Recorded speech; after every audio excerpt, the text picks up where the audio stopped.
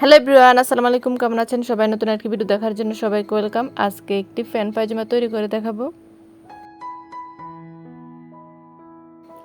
এখানে আমি 2 গজ 4 গিরা কাপড় নিয়েছি। পায়জামার লম্বা হবে 38 ইঞ্চি আর কোমর হবে 50 ইঞ্চি। প্রথমে আমি সম্পূর্ণ কাপড়টাকে 4 ভাঁজ করে নেব। এদিকটা হচ্ছে খোলা অংশ আর এদিকটা হচ্ছে বন্ধ অংশ। এখন এই খোলা অংশের দিকটা আমাদিকে রাখলাম আর বন্ধ অংশের দিকটা উল্টো দিকে।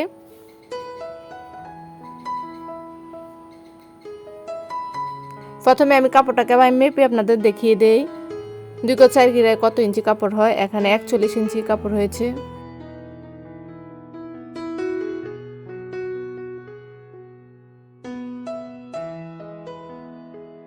প্রথমে আমরা রাবারের ঘরের জন্য 1.5 ইঞ্চিতে দাগ দিয়ে দেব।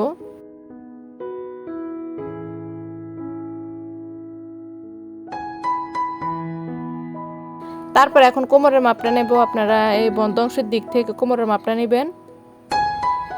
4 ভাঁজে হবে 12.5 ইঞ্চি আর আধা ইঞ্চি বেশি নিলাম। তারপর এখন নেব আমরা হাইয়ের মাপ। এখানে যেহেতু এটা 38 ইঞ্চি লম্বা পায়জামা, তাই এখান থেকে নেবেন হচ্ছে 16 ইঞ্চি। আর যদি 40 ইঞ্চি হতো তাহলে 18 ইঞ্চি নিতেন। এখন আমরা হাইয়ের শেপটা দিয়ে দেব।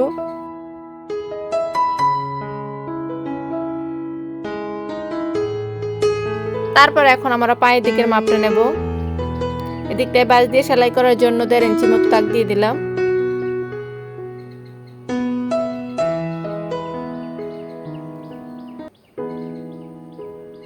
তারপর নেব হচ্ছে মোহরানির মাপটা। আপনারা যতটুকু দিতে চান ততটুকু নেবেন। এখানে আমি 6 ইঞ্চি নিলাম আর 1 ইঞ্চি বেশি সেলাইতে যাবে।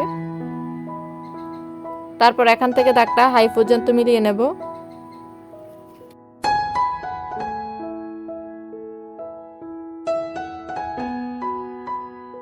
এখন আমরা দাগ অনুসারে সম্পূর্ণটাই কাটিং করে নেব।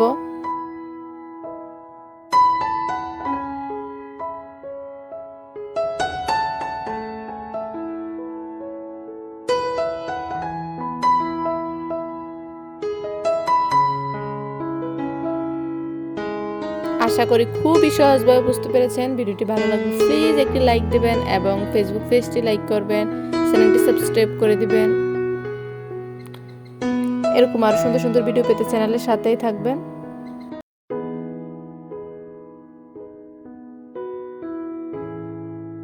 এদিকটা 2টা পাট আলাদা করে নিলাম যাতে সুবিধা হয় সেলাইতে।